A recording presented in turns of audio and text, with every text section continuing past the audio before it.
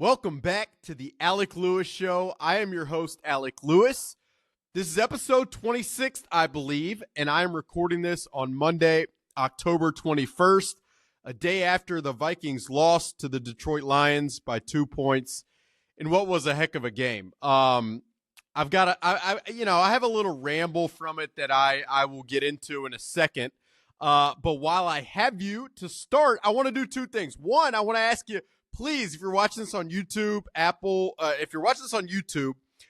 please subscribe and like this. That'll help us out. If you're listening on Apple or Spotify, you can rate and review, and that stuff helps us out. I don't think it's a difficult task, and I know I'm asking a lot, but I would appreciate if you guys do that. The second thing I'll say is I'm going to do what we usually do early in the week, where I just give kind of 5 detailed thoughts after watching the film and looking at a lot of numbers on where this Vikings team is at and how I'm kind of applying what I've seen and what I've found to the upcoming game against the Los Angeles Rams. And so I will get into that, and we'll start with TJ Hockenson's health once I get there. So stay tuned for that. But first, I just want to talk about this Lions game, which was what I thought was a battle between two pretty good teams, two really good teams. And I think the Vikings have proved through the course of the 6 games that they are that. And I at The Athletic, where I do my day job, cover the team and writing stories on a daily basis, I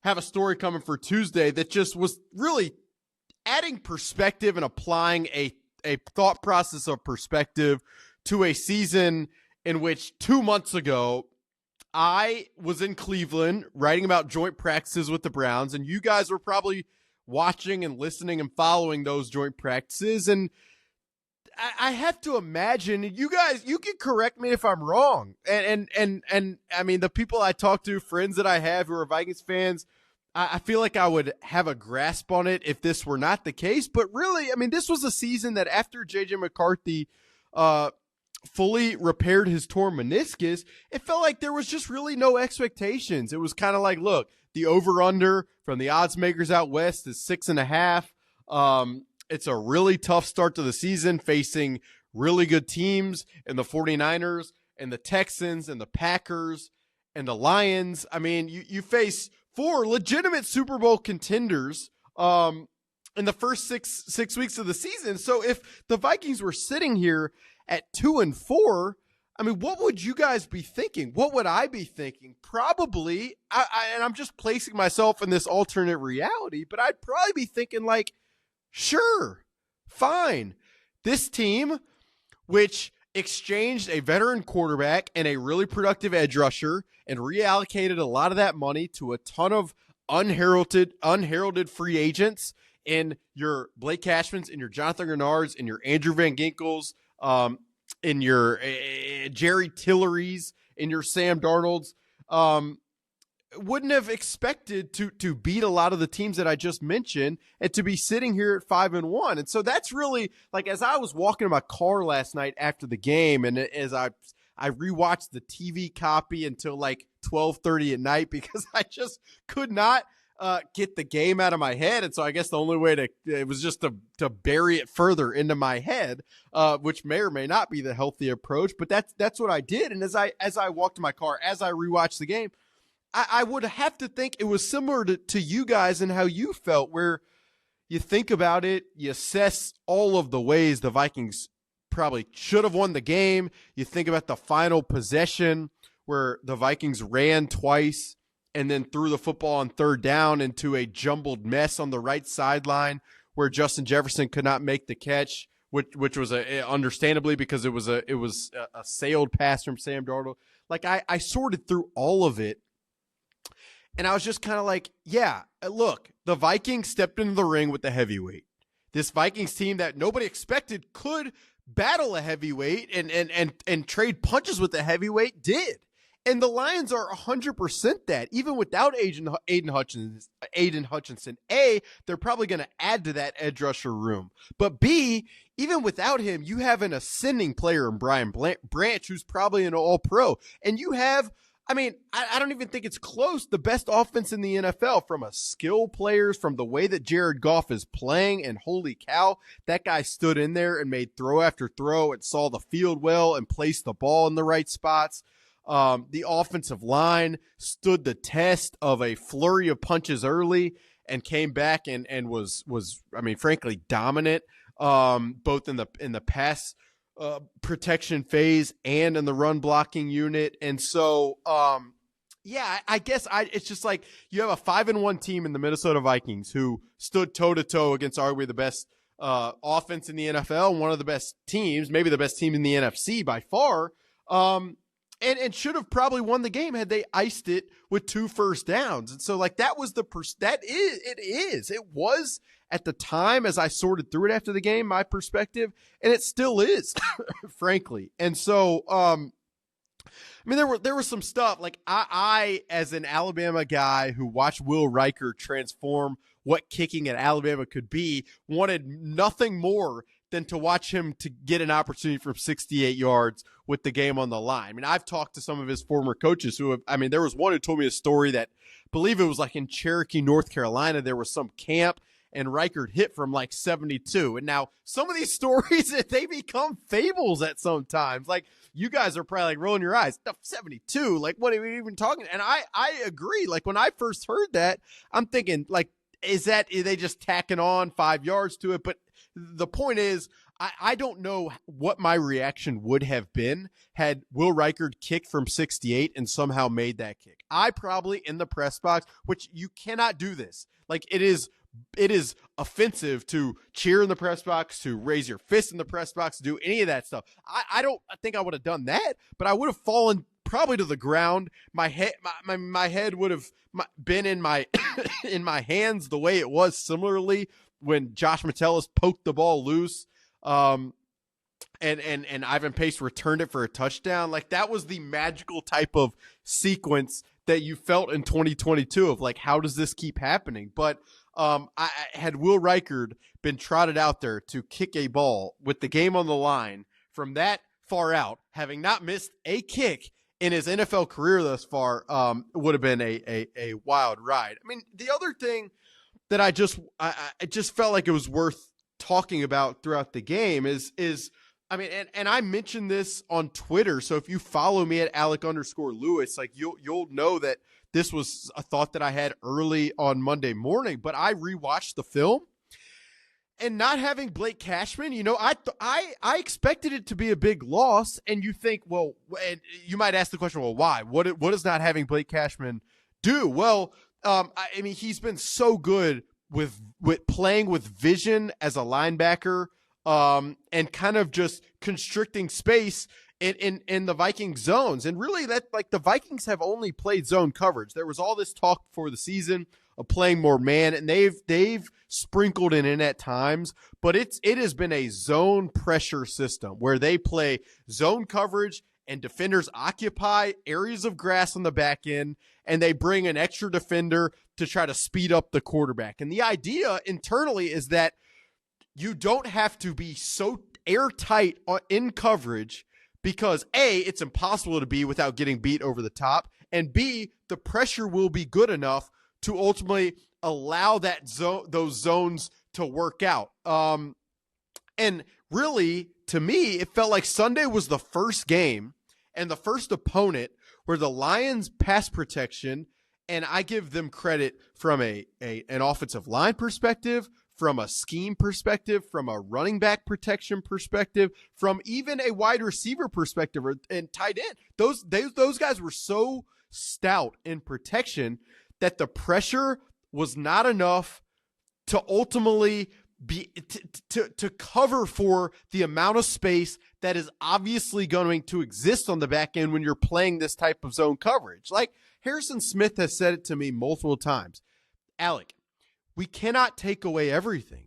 You just can't. And the best way to take away everything is to play man coverage. But when you do that, you're giving up something with playing that coverage as well. You're giving up potentially getting beat over the top. And so the idea is playing this type of zone pressure system the hope is internally from this this defensive staff, is that you at least at the bare minimum, yes, you might give up some stuff underneath. Yes, checkdowns are going to force some rallied tackles. Yes, there's going to be some swing passes to really good running backs where they gallop into space and gain 8 yards. But they don't.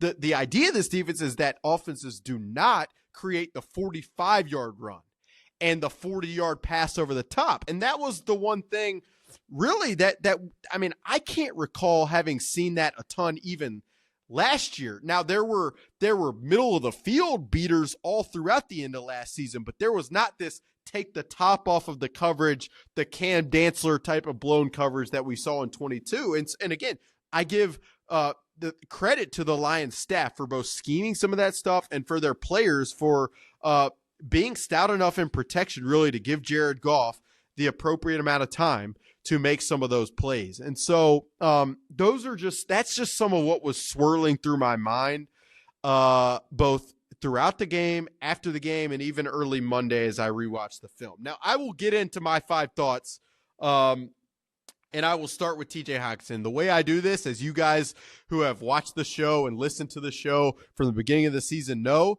is I will give kind of a tagline. I will kind of revolve around it for a while. And then I will come back at the very end of each thought and kind of just give the underlined what I entered with the thought being. And so hopefully a lot of this stuff, some of it is pretty detailed. Some of it is not as much. All of it is injected with both what I have gathered from all of what I've gathered from watching the film, which means the all 22 with the eye in the sky where you get to see all the players' movements, and a lot of that stuff's not accessible to the public. And then some of our advanced metrics that we have at The Athletic in terms of not only Pro Football Focus, but also True Media, where I can toggle with all different types of subsets of statistics to try to either verify or assess some of the things that I'm looking at. And then it's also injected with conversations with people internally. Like I'm not going to hide from it. I talk to a lot of coaches, talk to a lot of players on a frequent basis. And after games like that, and especially after a first loss, I want to know what I didn't see and what I could bring to you guys to probably round out some of your opinions and your observations, maybe on a more factual level. Like that's the approach to all this. And so we will hop right into it. I'll start first with TJ Hockenson's health. The tagline here is this: when he returns, it's going to be very big for this offense. And I will get into why. Whether he returns Thursday, to me, is a question mark. If he's to play Thursday, I'm not going to be surprised at all whatsoever. If he doesn't play, I'm also not going to be surprised. The why behind that is twofold. One, from the get-go of this rehab, of him rehabbing his compound, not the compound fracture, but the torn ACL and torn MCL that he sustained last season against Detroit. From the outset, the Vikings have been very clear. They want to take a long-term approach to this rehab because they know that he is an integral piece to what they want to accomplish, not only this year, but in the years to come. And that's why they paid him what they did. So that should not be a surprise at all. I said me not being surprised one way or another is twofold, because the second fold reason is he looks dang good. He does. He has for a long time, as he's been rehabbing on side fields. You watch him run up. I mean, I can go back to even the summer and him doing full sprints up a hill on the side field at the TCO Performance Center. And I thought, like, man, if he's already doing this now, how quickly can he return? But I mean, again, this stuff takes time. And so, he talked last week about his looming return and how much, it was great to be back in the huddle. It was great to be on the practice field. The fact he's integrated already in the huddle on the practice field, to me, feels as if this weekend is possible. Now, if it is this weekend that he does return, I'm not sure how much of a workload it would be. I doubt that if TJ Hockenson plays Thursday night, it is in a 60 snap, 50 snap type of situation. It will probably be a curated aspect of the game that he would be available for, and that the Vikings would want to use him in. Now, if he does not play Thursday and he does return in Indianapolis against Indianapolis in a game that has now been flexed to Sunday Night Football at US Bank Stadium, and I love night games, so I am not upset about that. If he returns that night, I do think it's just full go that night. I doubt there's some crazy integration time period to where he needs some wild buildup. And so that's what I'd say from the health side. Now, to begin where I did in terms of me thinking that his return is going to be critical for this team, it's all about, occupying and producing in the middle of the field. As the Vikings have constructed their offense to start this 2024 season, a lot of it is just about the edges. Can Justin Jefferson, Jordan Addison, Jayden Naylor find space down the sidelines, on out routes, leaning towards the sidelines?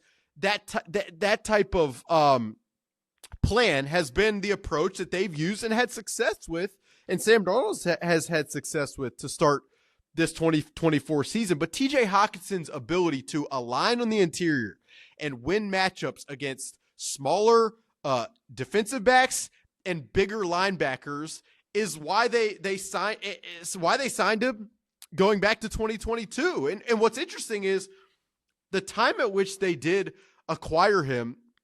I think I said signed him, but they acquired him in the trade from Detroit in 2022. The time at that time, they needed a spark. They needed a player to be able to have a level of gravity on the middle of the field to open up some of the space for Justin Jefferson on the outside. And that's really, the more you talk to coaches and people who study this game, the more you realize that it's all about one thing. Can you create space of grass and find players in that space? And can you, if on the defensive side, constrict space and eliminate the ball from finding that space? Like that's really the game. And so to have a guy who is so good in that underneath and middle of the field type of space is going to really enhance, I think, what the Vikings are able to do, especially in man coverage. Like if you were allocating 2 defenders to Justin Jefferson and 1 or 1.5 defenders to Jordan Addison or Jayden Naylor, then that means TJ Hockenson is mano a mano with 1 defender.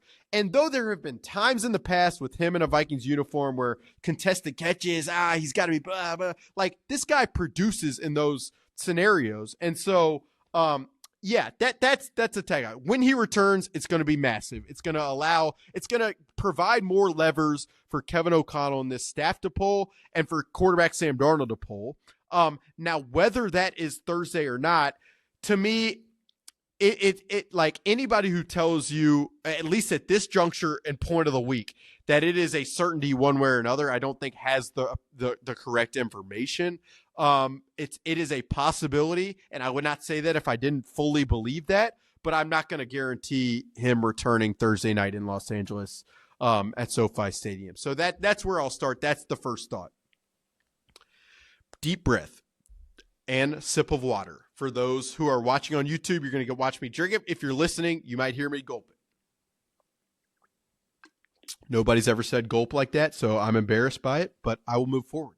The second thought, I kind of want to see more Jayden Naylor, more targets, more just, it just feels like his priority level, when you have a Justin Jefferson or Jordan Addison, like appropriately, it probably should be the third priority. But just watching this guy run routes, catch passes, and be as engaged as he's been on a snap in and snap out basis going back to the start of this season, I see no reason that he should not be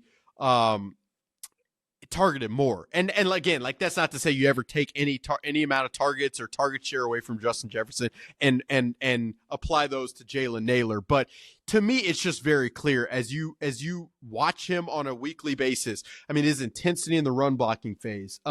He catches the pass in double coverage on Sunday and then stays alive and creates yards after the catch that just help an offense continue to move the boulder down the hill. Jordan Addison obviously dealt with the ankle injury that he suffered in New York, and I don't believe he's been 100% even in the games that he's been back from it. And it just doesn't feel like he has provided the same amount of juice that he provided when healthy last year and then early in the Giants game in week 1. And until that's the case, it's hard for me not to think that Jayden Naylor has not proved that he has earned a little more of a look. And so, I mean, part of this thought is just I've been really this guy's blown me away with his I always thought he could be a very effective player, but I did not think that he could sustain this level of health for this amount of time. And he has, and what he's done with that has just continued to improve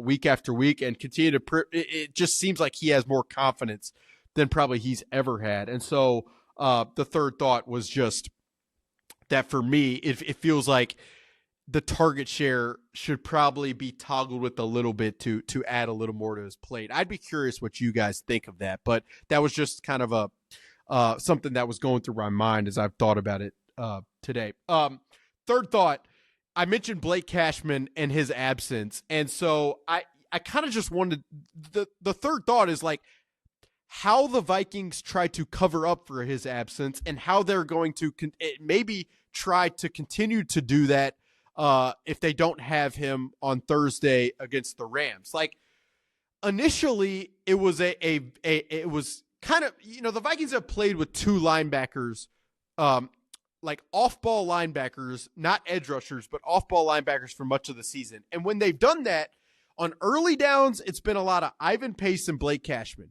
Why does that work? Well, Ivan Pace is your blitzer guy who's effective as a blitzer, is your run stopper guy who screams like a kamikaze Tasmanian devil dude and just wiggles his way into the backfield and somehow wraps up the ball carrier. And so that's his primary skill set, and he is dang good at it. And then you have a guy in Blake Cashman who has shown an ability to blitz when he does it, but really his primary skill set, as you guys know watching, is like I've talked about multiple times on this podcast, his ability to drop back and play coverage and really occupy a really big space of grass underneath and carry receivers down the field to where it doesn't feel like sometimes the Vikings play with two underneath defenders, which is a rarity across the league, though other teams do it like the Chiefs with Steve Spagnuolo, but it's a rarity. And they have made it feel like there are more than two defenders underneath because Blake Cashman and Andrew Van Ginkel are so good at constricting space underneath.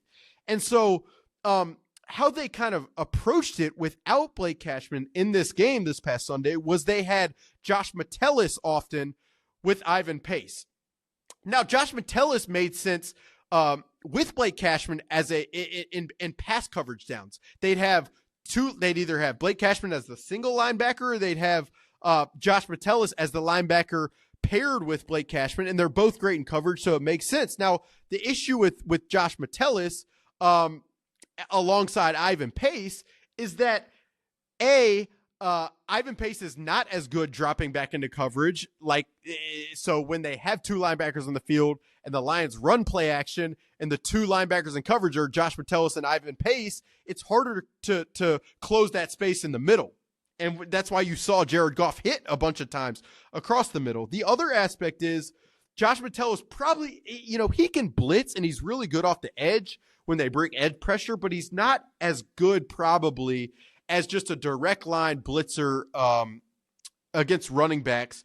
Probably not as physical as Blake Cashman is just from a size standpoint, which totally makes sense. And so over the course of that game, you saw the Vikings kind of adapt. It really wasn't working very well. So there were times where they pulled Andrew Van Ginkel to play off-ball linebacker and had Patrick Jones on the edge, which it makes sense to do that. But the problem is then the Lions would hit on some swing patterns to the running back where the tackler is not a speedy Andrew Van Ginkel, but it's then a bigger, slower Patrick Jones. And so it was another way for the Lions to kind of beat the coverage. And again, you have to credit Ben Johnson and the Lions offense for identifying some of these weaknesses and attacking them. Like, not all NFL coaches are good enough at doing that. And not all of their personnel is fast and athletic enough as a Jahmyr Gibbs to take a swing pass and turn it into 13 yards. And so there were a couple snaps in the game where Dallas Turner was an off-ball linebacker. And I'm intrigued by that because I do think he has the level of pass rushing ability, and he's got to be more violent probably when he rushes the passer from the off-ball spot, but pass rushing ability. And then I think he's good enough in coverage and athletic enough to range and make tackles. So, but he's not experienced in doing it in his first time in this defense. So to expect him, the rookie, to just come in and fill that spot is probably a little foolproof. So, I mean, I guess the thought here is essentially, and I didn't really talk much about Kamu Grugier-Hill, but he's similar in terms of a coverage type of guy who's not a phenomenal blitzer, and probably just not as physical as a Blake Cashman, and probably doesn't cover grass as much as Blake Cashman. So until Blake is back, I guess the thought here is the middle's going to be a little more susceptible than it's been with Blake Cashman in. And so it speaks to just how important this enhanced personnel has been to the coverages they're running. It's not just Brian Flores with, oh my gosh, he's mad scientist guy, and he's done a great job with what they've schemed and the play calls and all that. But it takes the appropriate personnel, and Blake Cashman has provided that role. So until he's back, I'm just watching that middle of the field is what I would say. I'm going to keep going here. Yeah, look, like the fourth thought is the interior of the offensive line it's still just, I mean, if you're looking at yellow flags on this team, it's just too inconsistent. I've got these statistics in a story that's running Tuesday, but among all qualified guards, 52 of them, Ed Ingram is giving up the most pressures per snap among all those 52 guards. Not good.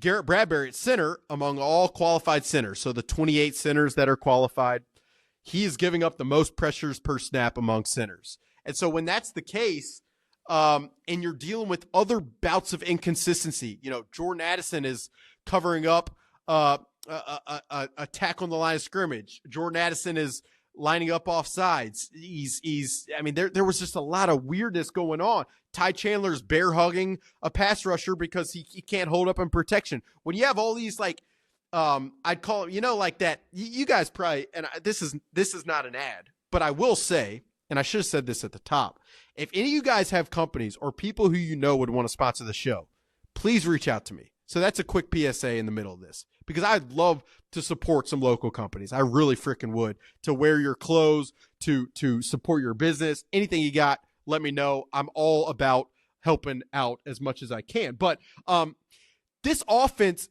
it's felt, you know that company, like they would play those TV ads, Flex Seal. You guys know what I'm talking about. It's like they would show some like pipe that's burst, and some guy would just slap some lead tape, and somehow that would close the leak in the pipe. I never understood how that works. I never bought Flex Seal. Maybe I should have. I don't freaking know. But that's how this offense feels a little bit. It's like when you Flex Seal one of the aspects of that pipe, there's another aspect that just kind of starts to leak. And it's not major leaks. It's not water flowing and flooding your house types of leaks, but it's enough leaks to create a second quarter like we saw Sunday, where it just feels like, oh my gosh, can they get anything going? Like, that's how you guys must have felt, where you start to get antsy on the couch, you start fiddling with the remote, you start eating more Fritos than you wanted to eat. I don't know why I chose Fritos. I don't really eat Fritos, but that's how it goes. That's kind of the type of vibe that I've gotten with the offense, where it's just pre-snap penalty here. Ed Ingram blasted like he got hit by a cannon back into the backfield there. Garrett Bradbury can't block for the screen here. It's just too much of that. And the question I would have, and really the sum of the thought is, like, is this just something the Vikings are going to have to live with this personnel, which is understandable when you have the second highest amount of dead cap that you're taking on in the year, and you haven't drafted a ton of major high upside guys on the interior? Or is this like, can it be fixed by more concentration, by more focus, all that stuff? I've got my eye on that. And, you know, people will talk about, oh, the Rams and the Colts, they're easier tests. Oh, they're nothing like, oh, the record is this. The Raiders turned it over a bunch and they only won by 5. I got to tell you guys, the more I watch the NFL, every game, it is very possible you lose every single game because these other teams have really dang good players and they have really dang good coaches. And so if you have bouts of inconsistency and bouts of lack of concentration, it is going to cost you no matter who you are playing, no matter where you're playing. It's the most coaching cliche, week by week league. We can't overlook this opponent, but I promise you that stuff is real. Because if the Vikings travel to Los Angeles and they play the Rams and Jared Verse is lining up against Ed Ingram and he is exploding into him in Sam Darnold's lap, it's going to create potential turnovers, long down distances, and that stuff just makes it to where you cannot be sustainable. And I know I'm passionate with that, but that's just the reality. I always shake my head when it's like, oh, this is an easier game. Yeah, maybe on the margins, but you talk to people in this league and they will tell you like 28 teams are really the same type of skill. And it is all about these minor edges and these players, it is incumbent upon them to be able to allow those edges to rise to the occasion. So that's what I thought. And that's my fourth thought. And then my fifth thought, I'm looking at my notes and I've got such scribble that I don't even know what I wrote down there. So I'm going to have to make something up off the top of my head. But I'll do it. I'll end here.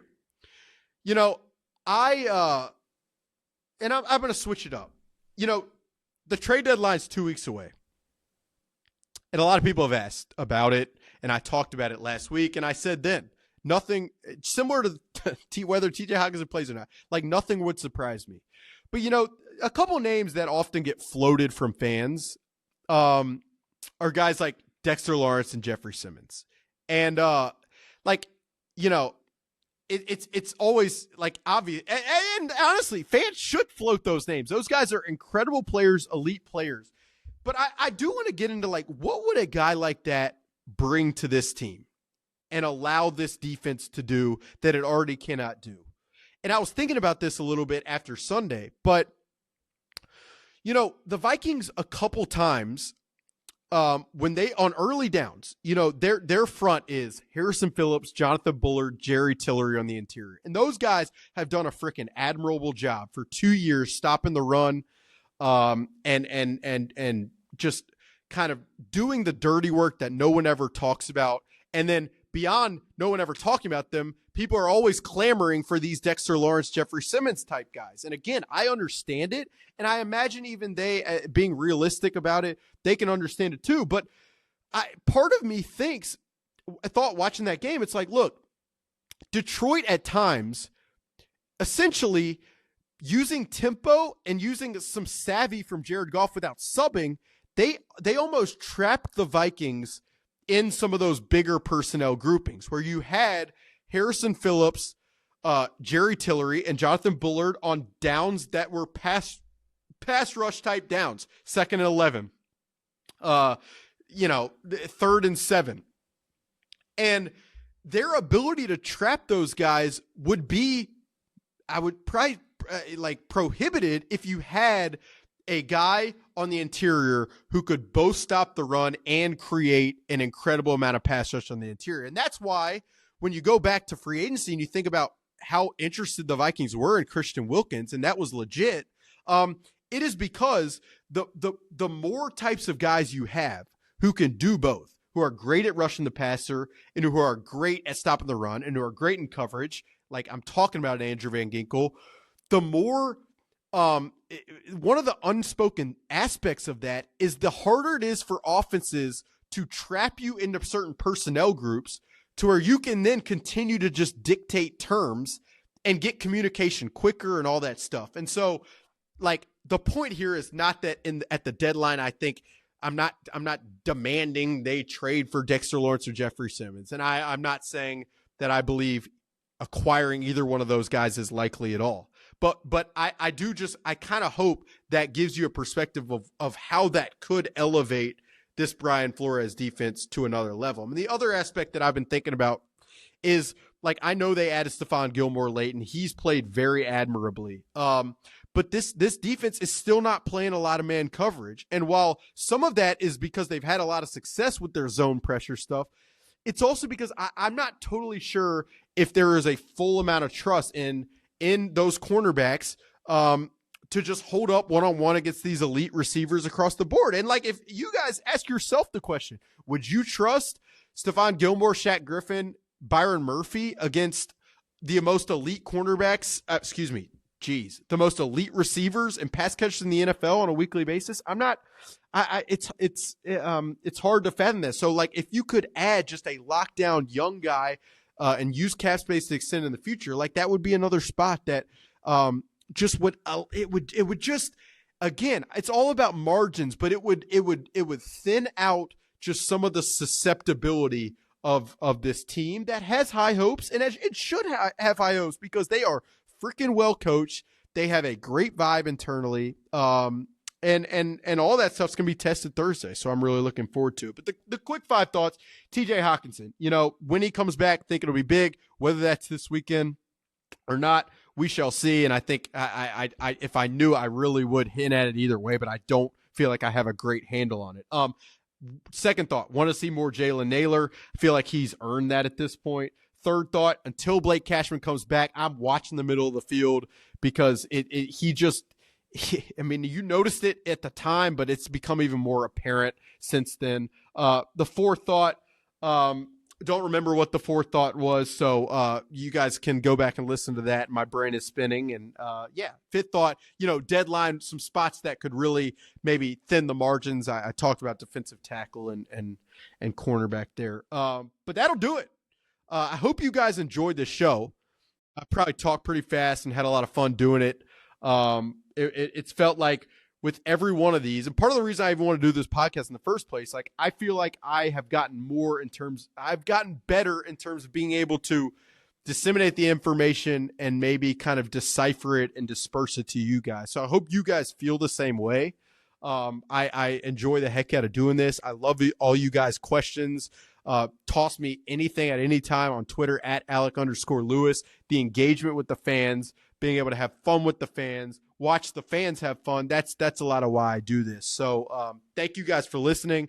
Couple things. Like I said at the top, please like and subscribe. If you made it this far, I appreciate it, whether it's on Apple, Spotify, or YouTube. And then second thing, if you've got local businesses or people with them, and you think it'd be cool to be a part of the show, I am all ears. You can ask for my email in the comments. I'll give you my email right now. It is aleclewis54@gmail.com. Again, aleclewis54@gmail.com. Any types of ideas, any types of inquiries, just throw them my way. I'm all ears. And if you know someone at Jersey Mike's, please do that because I'm still going three times a week.